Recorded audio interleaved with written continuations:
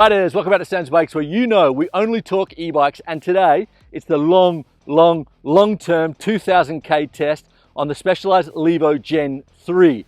We are going to talk about how it climbs, how it downhills, how it jumps, how reliable it is, the good, the bad, and the ugly, and everything in between. And before we jump into the review, let's thank the sponsors, Schwarby, for making amazing e-bike tires, and Insta360 making the smallest action camera on the market. First of all, let's have a look at the bike. The Levo is a 160/150 trail bike, rolling on mullet wheels, so 29 up front and 27 out back. Brose Mags 2.2 motor with a 700 watt battery. Reaching an S4, which is kind of a large, 477, chainstay 442, seat tube angle 76.3, and the head tube angle 65.5, 64.5, 63.5, with the interchangeable headset cup. And it also has a flip chip, low and high, dropping the bottom bracket in the low setting 7mm. So what do all those numbers mean? Well, it means the Levo Gen 3 is a massively versatile bike. You can put it in the 65.5 degree in the high angle and do that trail riding and make it a more playful bike. Or then you can go in the low setting and 64.5, which I have it actually most of the time for enduro type riding. And then if you want to take that sneaky trip to the bike park, whack it in 63.5 and off you go. So enough of geeking out over the numbers. How does the Levo Gen 3 ride? It's super energetic, agile, and whoa, watch out for that rock, Sambo. And I love it, it's such a playful bike. Little compression there, little jump. A big jump here and a compression. And a big compression, whoa!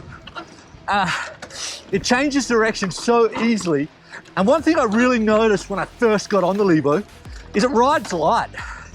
Okay, it's a 20 kilo bike, 22 kilo bike, but you can really easily forget you're riding an e-bike until you jump, and then you're reminded, albeit e-bikes are a little bit harder to ride. Yeah, the bike ride's really light and lively, and definitely putting that 29er and the 27.5, so the mullet at the back, really is a benefit on this bike. Whoa! But one thing I did notice is when riding it, you have to weight the back more than on a 29er. Because, there's a little compression here, a little jump. Because it can get quite expressive, the back, if you don't weight it up. But definitely the bike ride's so different, well, quite a lot different to the Gen 2.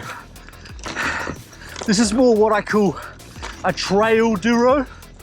You can ride trail bike riding in it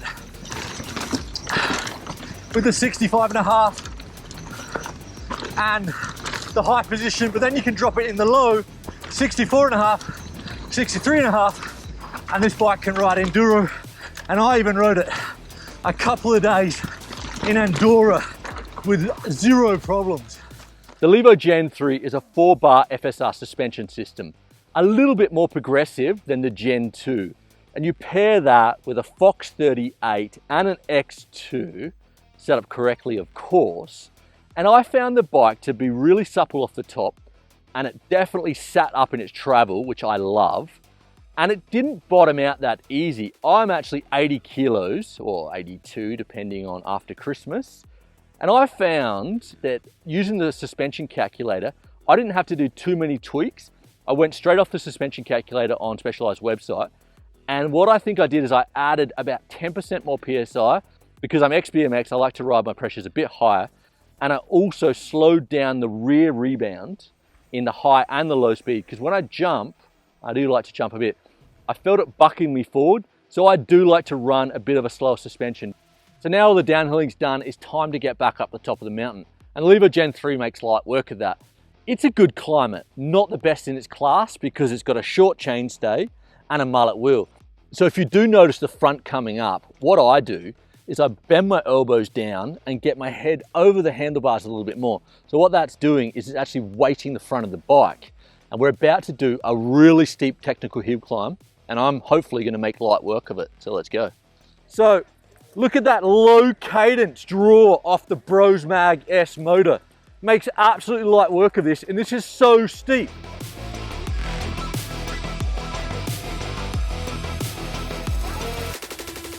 Now let's look under the bonnet. The Levo is powered by the Brose Mag S 2.2 motor with 90 Newton meters. And I really like this motor. Let's say you're going up a steep hill climb like this, you can get the gear selection wrong, and this motor will muscle you up because it has really good low end torque. And the motor's really smooth, it's not jerky. The delivery is delivered really well. It's very silent. As you go up in turbo, and you start really pushing the motor, it does make a bit more noise, but it is very quiet.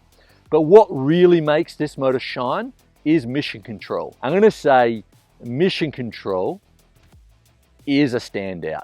It is the best system on the market at the moment because it actually connects 100% of the time. You've got the new Mastermind, which is super minimalistic, and you can actually pull your app out, and while you're riding with your friends, let's say you're doing a hill climb and just starting off, one of your friends is on a Shimano, your other friend's on a Bosch, everyone's got different fitness levels. You can pull your phone out, you go in and you connect, and look, you've got Eco, Trail, Turbo. You can go and change all your support settings and peak power settings and all that, acceleration response, shuttle response. For me, I love Trail 30%, peak power 100%. And that is kind of like your automatic mode. You can just go into micro tune by just pressing down on the plus button for 2 seconds, and you can go in 10% increment all the way to 100%. But for me, the absolute best thing about Mission Control and Mastermind is micro tune and how you connect your heart rate monitor through Mastermind. When I'm doing some training, I'll try and keep my heart rate around 130 to 140, and I can see it on the Mastermind here. And I also do a lot of my training in microtune. So I will regulate my heart rate through microtune. So if my heart rate goes up to 160 on a steep climb, I will just bring my microtune up to like 60, 70% and try and bring my heart rate down. I think it is a fantastic way of training. The range you get from the Levo Gen 3 is impressive, as you would expect from a 700 watt battery. I did a range test like I always do with all the bikes I'm testing, and I got 78 Ks and over 1500 meters of vertical climbing, which in my book is very impressive, and it takes around 4 to 5 hours to recharge the Levo from empty.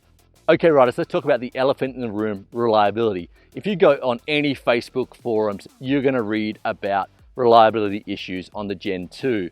Broken motors, water ingress, but Specialized has assured me in the new Brose 2.2 motor that they've actually changed the belt drive, making it stronger, and I personally have had 0 problems. But my mate Brett unfortunately didn't have the same experience.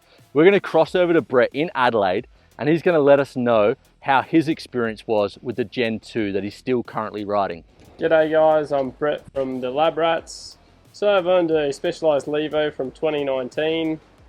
Certainly given it a fair workout. Unfortunately, did a motor. Luckily, we've got a really good supply network in Adelaide. Will Ride, he got that sorted straight away. And unfortunately did a frame, or had a little bit of crack in the carbon, so 100% Will Ride sorted that out within a very timely fashion. Yes, Specialized do charge a little bit more for their bikes, but you do get a very, very good warranty offer, especially since they extended the warranty from 2 to 4 years with their earlier bikes. Now let's talk sizing, and Specialized has implemented the new style sizing in the Levo, and it has an impressive 6 sizes, so everyone's going to find that perfect fit.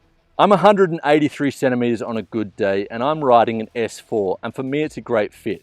But also riders, I could ride an S3 if I wanted to jump and play around a bit more, or if those trails where I locally ride are really tight and twisty. I could also alternatively go for an S5 if I wanted to set up the Levo Gen 3 as more an enduro, super enduro downhill rig. But my suggestion would be go off the recommendations of sizing on Specialized website. And if you are a jumper and you do like to play around more, you're probably a more experienced rider, so then you will know sort of what reach numbers you are. And if you're really new to riding and you do want something super stable, then maybe size up to that next size. Okay, it's not all gravy. The Levo Gen 3 is not perfect. There has been a problem, and in the first month, I broke the charging door. I have spoken to Specialized, and they've assured me they are working on a new charging door, which should be out in the next coming months. And the bolts on the flip chip at the bottom here, I kind of find them not inset enough. You know, like when you want to change your tokens in your forks and you really need to put down pressure and loosen that off. Kind of find that the same with the flip chip. I'd like to see those bolts like 2 mil deeper, because I actually almost rounded one, and I do change it to the high and low setting quite a bit when I'm riding sort of trail riding or enduro riding. So I'd like to see that changed if possible, but that could be like an engineering problem, because you know, it is kind of a small, delicate area. As much as I love the new Mastermind and what it can do, part of me thinks that it probably should be a little bit bigger. You know, like I'd like to see how Specialized are gonna get mapping on here. Like it is quite a small device. I'd probably say, you know, the engineers and everyone's really smart, and I'm sure they'll get it out and they've already thought about all this, but I'd like to see it maybe like 20% or 30% bigger, because you're just going to be able to get more on that display. And this definitely isn't fair, and I've been dealing with it my whole life. This is a top end bike, and it comes with a right-handed water bottle holder. I've actually changed it now, but you know, come on, there's like 10 or 15% left-handers in the world, and a plastic water bottle holder. I'd like to see with the top end models a left and a right coming, because I almost died the first week I rode this. I tried to get it out with my right hand, then tried to get it out with my left hand. Anyway, if you are left-handed, just straight away at your Specialized dealer, order a left-handed water bottle. And another small thing, Specialized is calling the new sizing the style sizing. And as I said, this is a top end bike, and it comes with a 50 mil beautiful stem. But I always ride like a 35 or a 40. I just like the way a 35 or a 40 feels. And then I have to change and buy another stem. It would be really cool in the top models, you got to choose the length of your stem, because these stems are like 100, 130 euros. And it's just another thing you're gonna have to buy and change over. So the Levo is a super e-bike, and it doesn't come cheap. It's starting at 6,300 euros for the bottom spec, all the way up to 15,000 euros for the S-Works I've been riding. And let's have a quick look at what I think of the build of the S-Works. Carbon handlebars, carbon cranks, carbon rims, and Specialized tires. And riders 2 years ago, I would have said 100% change those tires out for clearly Schwalbe tires. But I actually got to ride the new Specialized tires for about a week, and I'm going to say I was super impressed. Sorry Schwalbe, but they have actually made a pretty good tire. The only thing I managed to break on this bike is both levers of the MT7s in a crash. I went over the handlebars and I just broke both of them. I'm going to say Magura MT7 brakes are sensational. For me, are the best brakes on the market, but the levers are a little bit weak. But for me, it's definitely worth paying the price, maybe having to replace those levers a bit more often. They're amazing. And going to the carbon rims, if you're a fan of the channel, you would know I'm not a massive fan of carbon wheels, but I thought I'd try them out. And I've been running a cush core in the back, and I did have the Industry Eye wheels on this for a fair bit, but I would say I've probably done 500 Ks now with the cush core in the back, and I've had zero problems. I am going to say that I would like Specialized to thicken the gauge spokes up. This has got 1.8 mil gauges from TT Swiss. I'd like to see 2, and also would like to see 32 hole spokes, not 28. But saying that, I've had zero problems with these wheels. But I think the best bang for the buck, and the bike I would go for, would be the Levo Expert. You're getting the same suspension, same frame, same motor, same battery, same Mastermind. You're not getting wireless shifting, and you're not getting gold suspension, but the bike on the trails is gonna feel the same. And also, I'm a sucker for matte carbon, and the new Expert looks awesome. If you're looking for a masterpiece, then go for the S-Works, because it is a masterpiece. It's a super beautiful bike with all the top end components. I actually wouldn't change anything, or maybe the tires, because Schwalbe make awesome tires.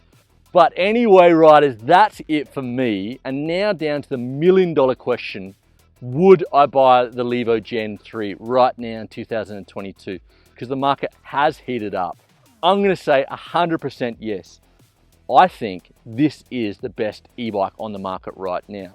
When you look at the 6-way geometry changes, the Mastermind, the beautiful integration, the beautiful look of the bike, and more importantly, the bike rides so well. I love what Specialized have done here. It's kind of like a trail duro. It's a trail bike, 160, 150, but it really, with 38s and an X2 and a short rear chainstay with a mullet, it rides really well, and it's definitely not out of place on hardcore enduro trails. And riders, that's it for me today. I hope you've enjoyed this long-term review on the Levo Gen 3. I've absolutely loved my time. And if you have any questions on this bike, please let me know. And you know, if you haven't subscribed to Sam's Bikes, please do share it with like-minded people, and stay safe out there. And we're going to see you next week.